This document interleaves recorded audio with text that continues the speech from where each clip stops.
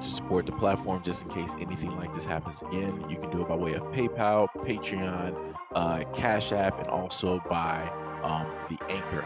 And you can also further support the platform by way of going to the Teespring store or the shoe store that is located in the comment section below.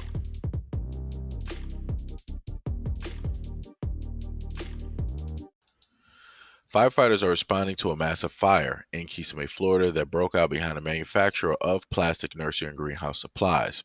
Osceola County fire rescue officials have stated that they responded to a call at around 2 a.m.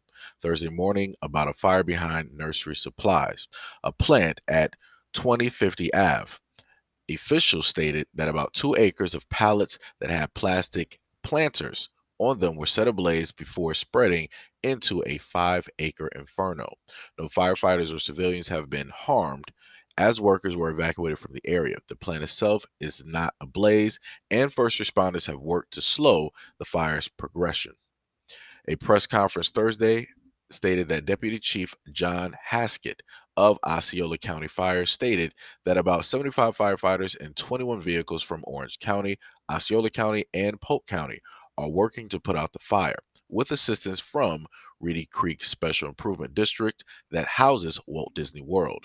Haskett stated that fire crews are using water and foam to get the fire under control. He also added that there is likely a propane tank explosion inside the area, but all the other tanks have been secured.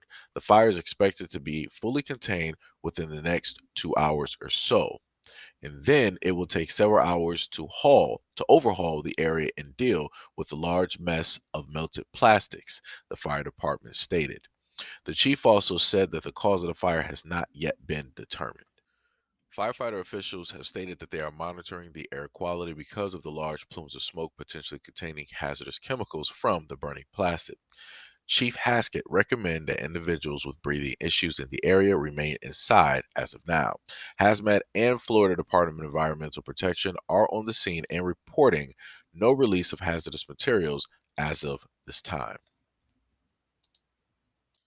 So for me at this moment in time, looking through and seeing, in a sense, back to back factory fires take place, I can't say that I'm too shocked due to the fact that I did a video not too long ago where I think it should have been around December, January ish of maybe it was about 2021 into 2022, somewhere in there. But I can't remember precisely. But I did a video and it went over the fact that you had a lot of factories across the United States, some that were, the production for chicken, turkey, other types of meat, eggs, milk, soy milk.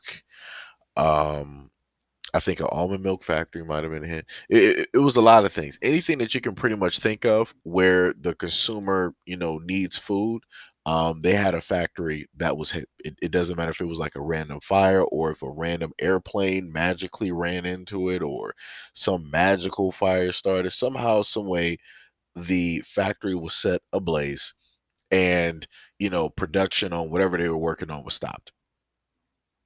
And the main thing that I try to get through to a lot of people is the fact that a lot of these things are planned and they're used in order to control certain things and cause certain things to happen. So if there's an uptick in the price of, almond milk or certain types of wheat grain cereal, whatever it is, um, if one of those factories or those production facilities were hit, and it was a major supplier, you're going to see an uptick because, you got to now start to divvy out, different facilities that might not be made for that large production, in order to, supply the public for what it is that they need.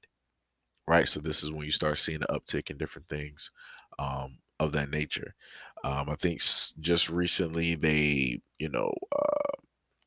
killed off a bunch of chickens at one point due to the fact I think it was like the bird flu or whatever it was. It's always some type of thing that happens where they just have to get rid of, a lot of those animals. They have to just put them down, right? And then when that happens, that causes other things to transpire, right? It starts to hit the home. It starts to hit the market. It starts to hit the community, especially those that depend on it more than others. So, again, I'm just hoping that, firstly, a lot of you guys out there that are in these cities where these things are happening, I'm hoping that a lot of you guys are safe because breathing in any of this hazardous smoke or fumes is very dangerous, not good for the health. So, I'm hoping that, everybody is completely safe and sound and doesn't have any type of respiratory problems or any effects dealing with these things. And I hope that people will just take out the time and pay attention to a lot of the things that are taking place so that they can learn and understand how to navigate and, move with the tide.